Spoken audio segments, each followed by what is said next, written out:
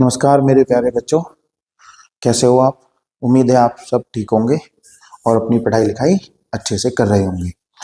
तो जैसे कि आप लोगों को पता है कि हम जो है फर्स्ट चैप्टर अपना जो है कर रहे थे, तो उसमें आज हम next topic revisiting of irrational number, या इसको हम ये भी कह सकते हैं प्रूविंग ऑफ इर्रेशनलिटी, उस वाले कॉन्सेप्ट को हम करने वाले हैं। ठीक, तो चलो आइए बिना टाइम वेस्ट करे हुए हम स्टार्ट करते हैं। तो देखिए बच्चों, ये वाला क्वेश्चन जो है, जो आपके एग्जाम में बहुत आता है कि रूट टू या रूट 3 को ये प्रूव करना है इर्रेशनल नंबर, कि ये रूट 2 और रूट 3 क्या है, इर्रेशनल नंबर है। वैसे तो आप लोगों को पता ही है, क्योंकि हमने जो है नंबर में पढ़ लिया था कि जितने भी रूट वाले नंबर होते हैं और जिनका हम रूट कैलकुलेट मतलब जिनको रूट के बाहर नहीं निकाल सकते, वो नंबर हमारे कैसे होते हैं, इर्रेशनल नंबर होते हैं। ठीक है, तो आइए आज हम इसको प्रूव करते हैं।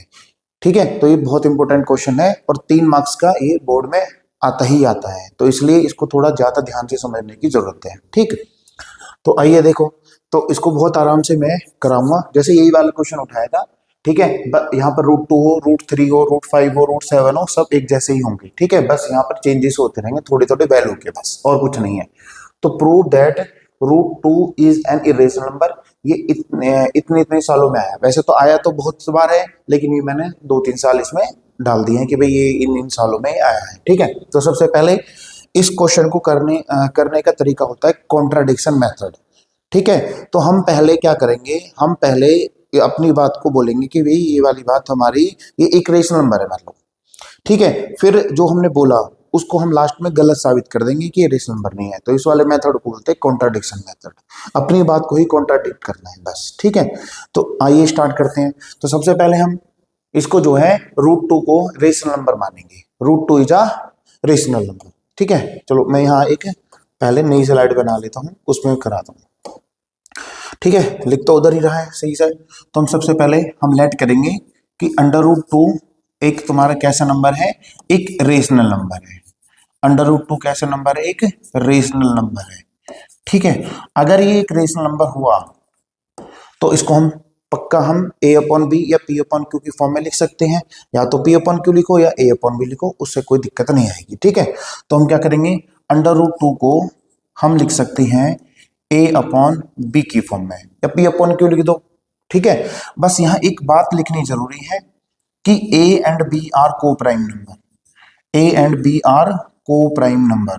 अब हमने को प्राइम नंबर भी पढ़ लिया था, वो इसी पर्पज से पढ़ा था। को प्राइम नंबर वो नंबर होते हैं जिनमें एक के अलावा कोई और कॉमन फैक्टर ना हो। ठीक है, ये सब बातें अब जो सबसे पहला पार्ट है, उसके बाद सेकंड पार्ट, उसके बाद थर्ड पार्ट, उन सबको देखते आएंगे। ठीक है, तो तब ये आपको उसमें ही मैंने बता रखा को प्राइम नंबर्स क्या होते हैं, ये यहाँ लिखना बहुत जरूरी है। ठीक है, जिसमें ऐसे 2 नंबर होंगे जिसमें जो है कोई भी कॉमन फैक्टर ना हो, एक के अलावा कोई भी कॉमन फैक्टर नहीं होना चाहिए, उनको बोलते हैं को प्राइम नंबर। ठीक है, अब क्या करेंगे, इस स्क्वायर को हटाने के लिए, जो सॉरी ये स्क्वायर रूट है, ये क्या है, स्क्वायर रूट। इस स्क्वायर रूट को हटाने के लिए क्या करते हैं, दोनों तरफ स्क्वायरिंग करते हैं, दोनों तरफ क्या करते हैं, स्क्वायरिंग। तो इधर भी मैंने स्क्वायर कर दिया अंडर रूट 2 का होल स्क्वायर, और इधर भी मैंने स्क्वायर कर दिया a/b का होल स्क्वायर। रूट 2 का स्क्वायर करेंगे तो रूट 2 का स्क्वायर क्या हो जाएगा, 2 हो जाएगा, और a का स्क्वायर करेंगे ये हो जाएगा a स्क्वायर, और b का स्क्वायर करेंगे तो ये हो जाएगा b का स्क्वायर।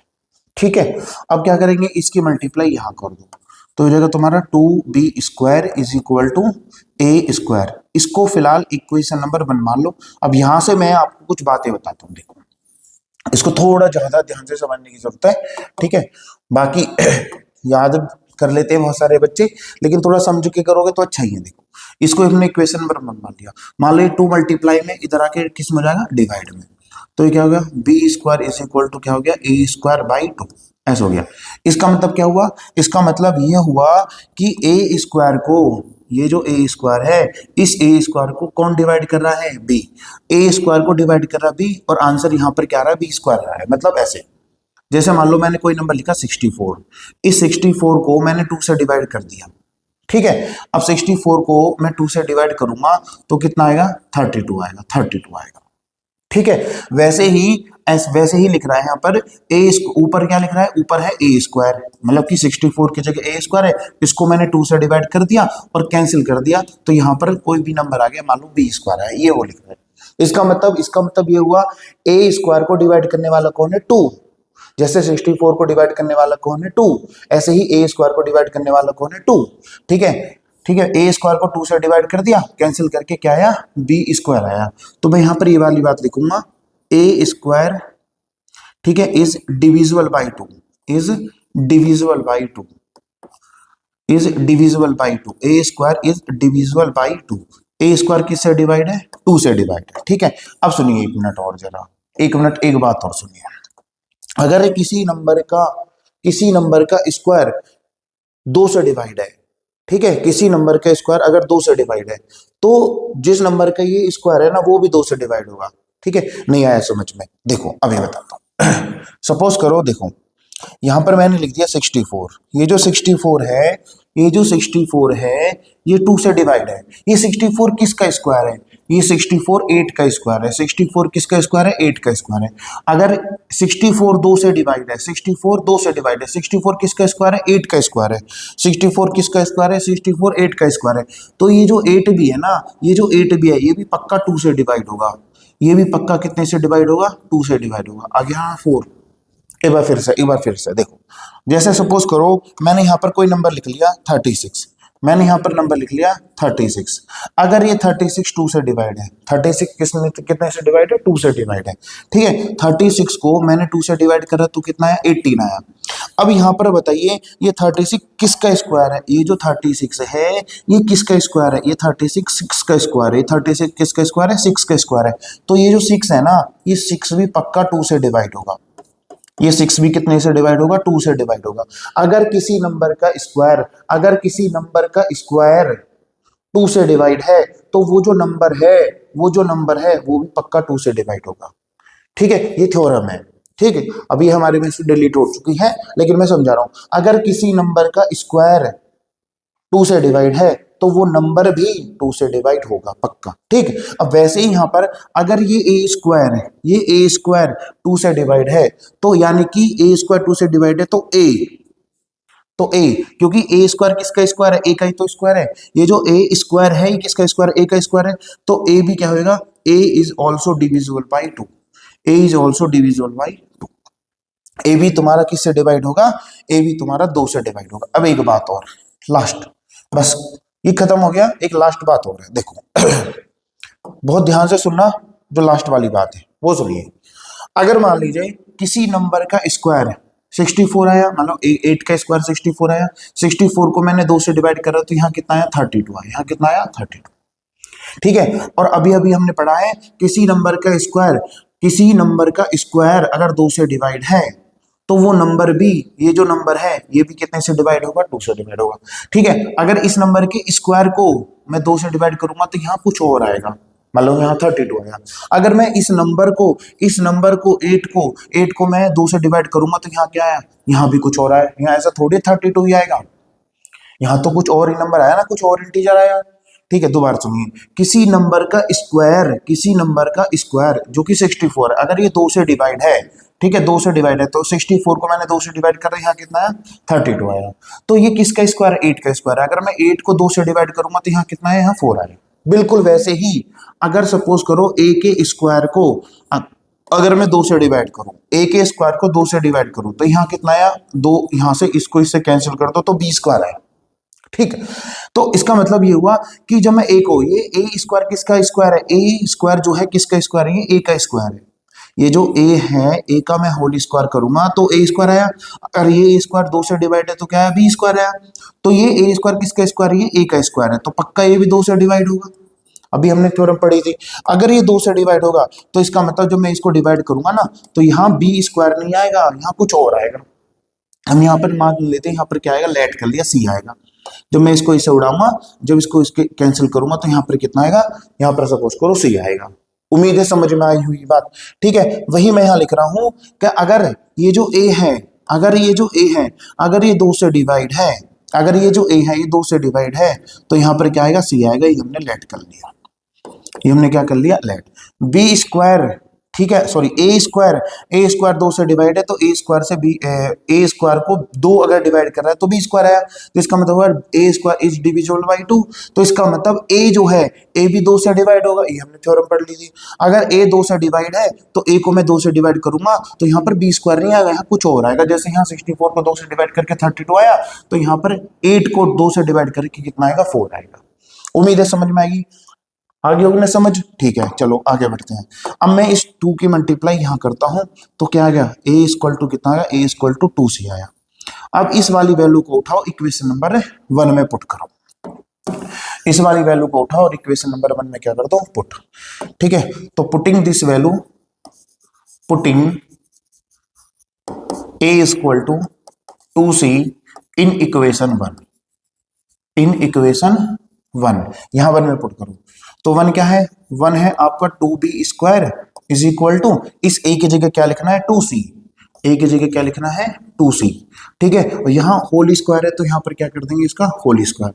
तो ये आपका हो गया 2b square is equal to 2 का स्क्वायर 4 और c का स्क्वायर हो गया c स्क्वायर। ठीक है, अब इस 2 से इसको कैंसिल करेंगे तो 2 बार, तो ये हो गया तुम्हारा b square is equal to 2c square. अब यहां से एक बात सुनो, ये जो 2 है इस 2 को इधर लेके आओ, मल्टीप्लाई में इधर लेके आएंगे तो b स्क्वायर अपॉन में 2, तो क्या आया, c स्क्वायर आया। तो ये तो वही वाली बात होगी अभी हमने समझाई थी। देखो b स्क्वायर को 2 से डिवाइड कर रही हैं तो 2 से डिवाइड करके तो यहाँ कोई नंबर आ रहा है c स्क्वायर। ठीक है, यानी कि b स्क्वायर जो है, ये b स्क्वायर ये 2 से डिवाइड हो रहा है, तो ये किस नंबर का स्क्वायर है, ये तो b का स्क्वायर है ना। अगर मैं b के स्क्वायर, अगर b का स्क्वायर 2 से डिवाइड हो रहा है तो क्या है, c स्क्वायर। तो ऐसे ये स्क्वायर किसका है, b का, तो ये नंबर जो b, ये b भी तो 2 से डिवाइड होगा। ठीक है, तो b भी क्या होगा, b भी पक्का 2 से डिवाइड होगा। तो ये वाली बात होगी b square is divisible by 2, b square is divisible by 2। अगर b स्क्वायर 2 से डिवाइड है सो b is also divisible by 2, b is also divisible by 2। तो b भी कितने से डिवाइड होगा, 2 से।